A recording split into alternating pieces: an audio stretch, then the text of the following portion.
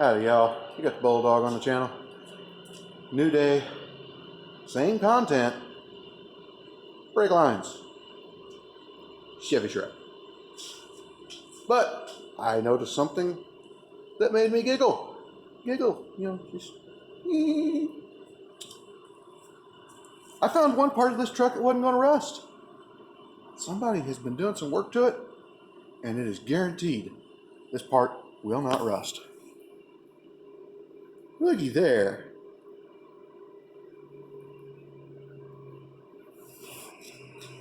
$1,000 to fix. Oh, I know a guy that'll do it cheaper.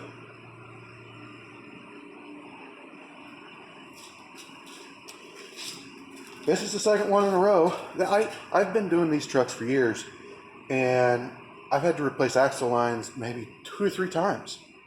You know, it's something that I very rarely have to do anymore because the axle is kind of out in the open. It gets rinsed off, and the lines, being up here, packed in behind the fuel tank, and this, high dollar fuel tank strap here.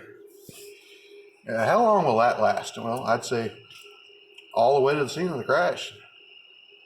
Pretty lucky, because that's where the ambulance is going to be picking him up. He didn't say a word about that. He just wanted the brake lines fixed. And yeah, it needed brake lines really bad. Here, take a look at these rusted up pieces of junk. I cut these lines off,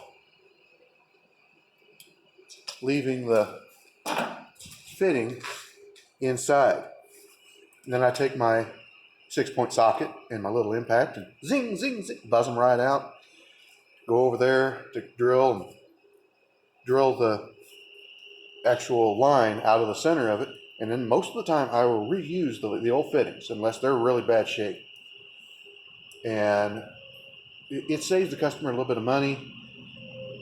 We have problems finding the correct fittings.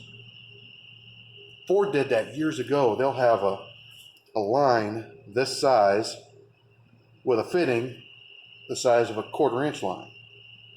This is 3/16.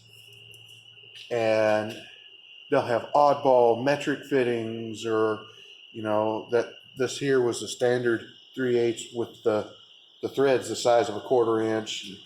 They just do screwy things like that.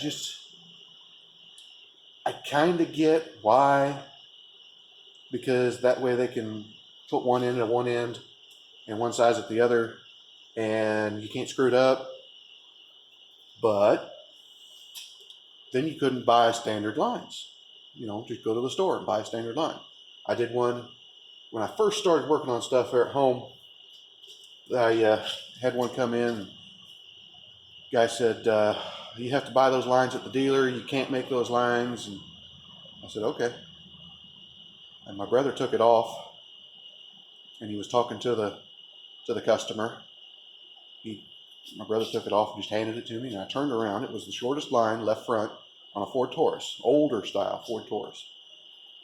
And they were talking while I was making the line. I got the line off, drilled the old fitting out, and put it into a new piece of 3/16 line, and flared the end, bent the line, cut the other end, put the old fitting back on the new line, flared that end, and then I turned around and handed it to the customer and said, there's this line that you can't make. How'd you do that? You just need to know what you're doing. Somebody had charged him $400 in a very small town to put all new lines on it. Didn't put all new lines on it. I don't. That's according to the customers. They might have been very clear with him what they were doing, and he agreed to it, but I don't know, because there's a lot of things that I run into where you just don't do that. It does not matter what you're doing. You refuse the job. I've had to refuse some jobs where it's illegal, and there's not even a way I can fudge around it. It will come back to bite me if something happens.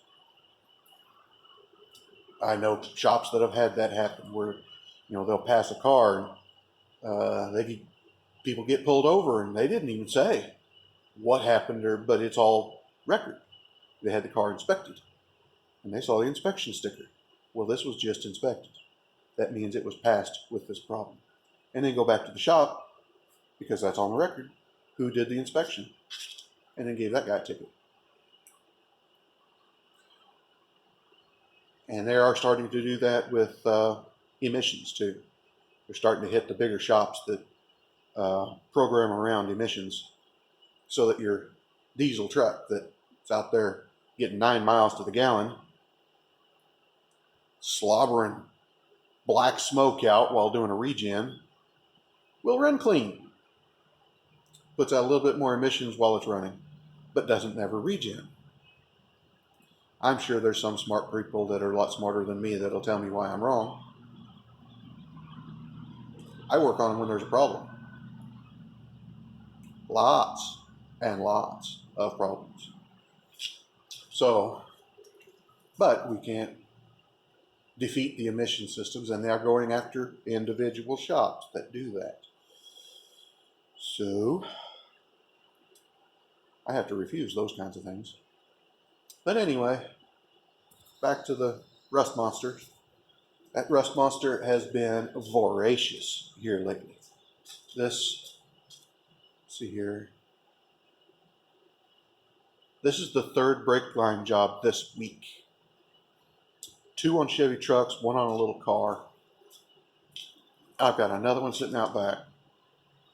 Bus, church bus.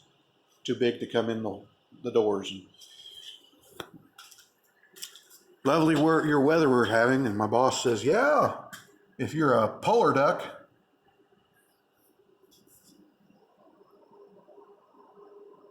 Polar duck?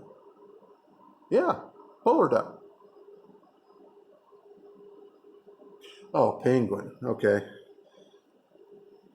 I'm starting to wonder about him. Like, comment, subscribe, hit your little bell notification, share it all around. Talk to you later.